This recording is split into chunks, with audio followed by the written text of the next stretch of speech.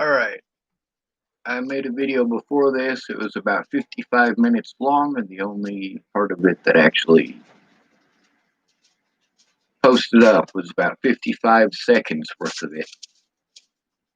Yeah. Alright, so I'm on Rob Gavagan's site, or YouTube page. It says, The Bizarre Case of Natalie Bollinger, Seriously Strange number 114. I am 4 minutes and 2 seconds into it. Now, the lady who's reading this doesn't sound a thing like Natalie, actually. It says, hey, y'all, I have a public announcement. Now, this is from December 13th.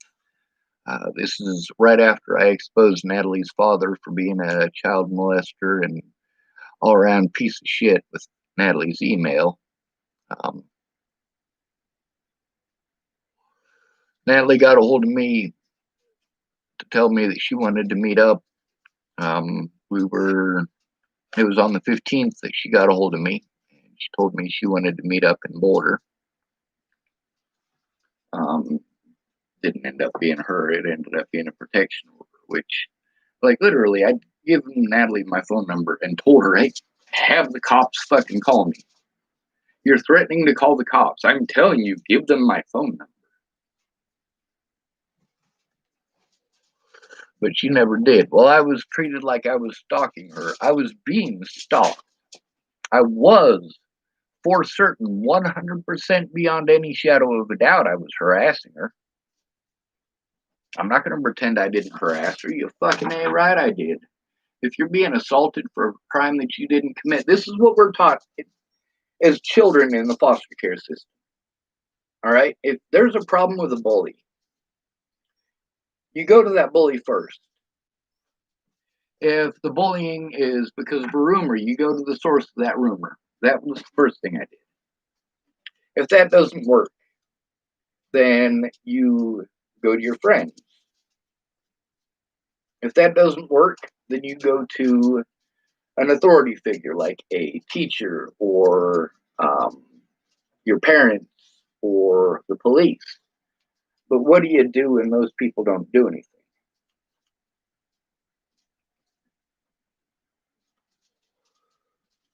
When the bullshit started, I let Natalie know. I let Alicia know, and I let Maddie know. I was like, hey, this is fucked up shit. I mean, you said stalker, and that's being twisted into all sorts of fucked up shit. Fucking tell the goddamn truth. So I'm gonna read this post from December 13th off of Rob Gavagan, and I'm probably pronouncing his name wrong. If I am, I'm sorry. But it says, hey, y'all, I have a public announcement. There's a man, Sean Schwartz. I met this man when I was young. She was about 13. I became friends with him, not till she was 18. Says I helped him out with rides and stuff, and she did. Like, I couldn't carry my backpack more than a block. The police wouldn't leave me alone. They were incessantly harassing me. I mean, I was getting less than an hour of sleep a night, and I had a fucked up back. And yeah, she fucking rescued me from that. She rescued me from killing myself. She rescued me from the Boulder Police Department. She rescued me from an injured back. She fucking rescued me. It says I moved to Virginia. By the way, she was not going to get on the plane to Virginia unless I promised to visit her. She didn't write that down. It says he drove across the country to see me. Now, did she write down that that was at her request? That she had threatened to kill herself if I wasn't already on the road? No, she left that part out. She left out the part that she had told me repeatedly that she needs me to come visit her in Virginia. And I have shown plenty of evidence of this. Just you never get to see that in these Sean Schwartz hate groups that are masquerading as Natalie Bollinger groups. I did drive across country to see her, 1,700 miles. Of course, that was a lot easier than the 1,300 miles that I walked 10 years ago from Bozeman, Montana to Boulder, Colorado to see my older brother.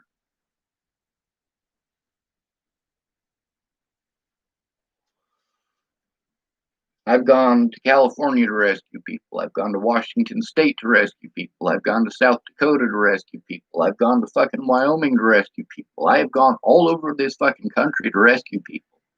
When I went to rescue Natalie in Virginia at her request, it wasn't just Natalie that I went there to rescue. Mahalia Jean-Pierre, her shit's up here now too. I told the truth about Mahalia. I told the truth about Joanna Taylor Smith. Their stuff is up here. I told the truth about Natalie. I told the truth. That's what she was pissed off about. She was pissed off because I told the truth.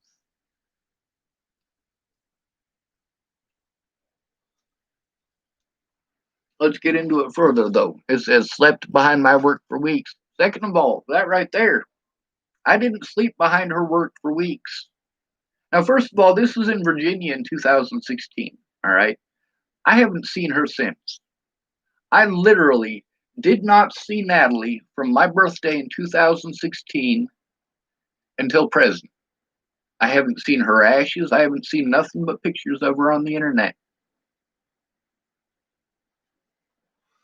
I had some of my own pictures that were given to me by Natalie. One of them was a picture that I drew of Natalie's mother. And guess what? Officer Brian Valenzuela stole that shit. There's a lot of stuff that the police stole or otherwise tainted. That's what happens when police fuck up and they have control of all the evidence. They can hide their wrongdoing and omit evidence. Now, that slept behind her work for weeks. That was the cricket store. Natalie didn't work there anymore because she got into a car accident trying to kill herself because I wasn't there fast enough and fucked up her leg. Fucked it up. So she had to be dependent on her sister for pretty much everything. But the other thing is that it was her sister, Alicia, who wanted me to stay behind the cricket store because I was staying miles away on Military Highway. And there was a Starbucks there, and that's where I was staying. I even had some artwork that I had gotten commissioned while I was there, and I was speaking to some church folks who needed some help. So, I mean, it wasn't like I was doing absolutely nothing. Plus, there's a young woman there who had a child that I was able to rescue while I was there from Richmond. So, I mean, it's not like I went there just for Natalie. And I drove 1,700 miles to get the hell out of there, to get away from it. It says, slept behind my work for weeks. And it was probably 2 weeks. Matter of fact, her sister worked there, but Natalie didn't.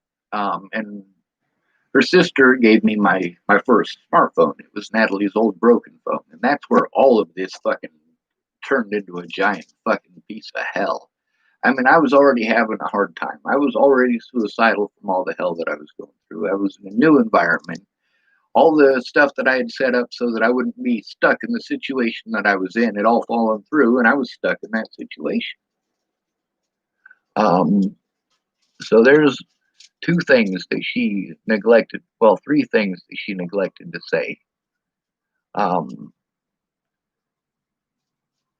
It says, when I told him I didn't want to see him anymore, he sent me hundreds of texts and calls. And that is entirely not true.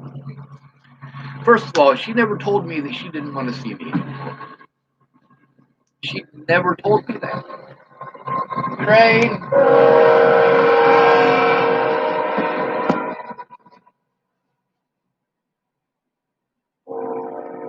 What she told me is that her family was afraid of me, that she loved me. And this is because I sent her a message. I said, I understand if your family is afraid of me. You know, if they're afraid, just let me know and I'll never contact you again. She got a hold of me. She said, Sean, I love you.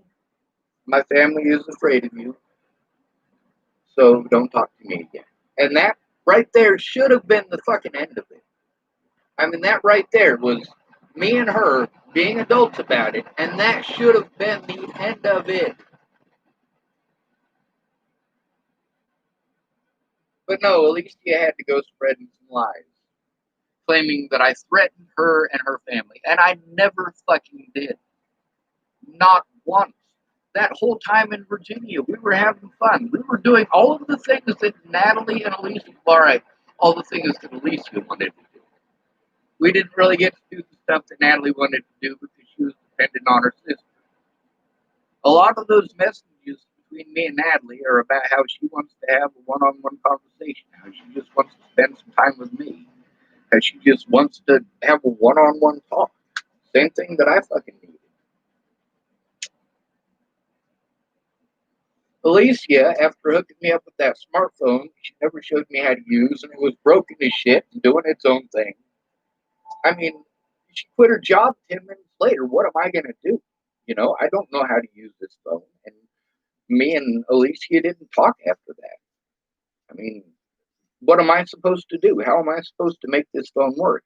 Also, this phone that I just changed my phone number from my flip phone, which is only $35 a month, and I can afford that, to this phone that is now in Alicia Bollinger's name. I can't even re-up it.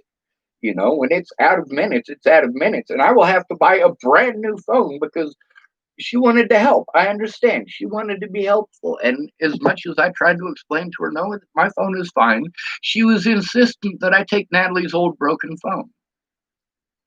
And so I did, you know. I was trying to be nice. I was trying not to look a gift horse in the mouth. But the thing is that after that, I didn't have any money. I had to pay all of these people who had helped me get out of Virginia and back to Colorado. I had to pay these people back. I didn't have the money to get another phone. I didn't have the ability to change the phone back over into my name. I needed Alicia's help with that. But instead of harassing her to try to get it changed back over into my name, I left them alone. I left them their entire fucking life. But when I got back to Boulder, you know, people say, hey, you just need to move. I did move. I went from Virginia to Boulder, Colorado. Now, in Virginia, they were trying to get me to stay there. They were hunting for an apartment for me. They had all sorts of great ideas about how I was going to be this big, huge part of their life, you know, and I get that, you know.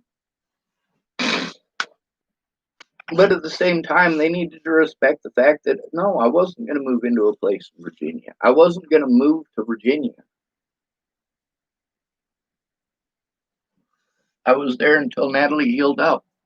That was my plan. I didn't stay until Natalie healed up. Her sister got fucking mean after my birthday. I didn't want to be there. It says he sent me hundreds of texts and calls. No, that fucking phone did that. That busted ass phone did that.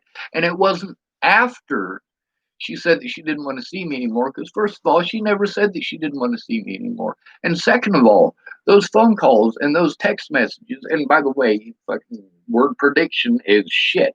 Smartphones should type what it is that I type.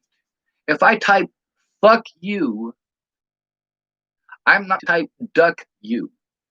Okay?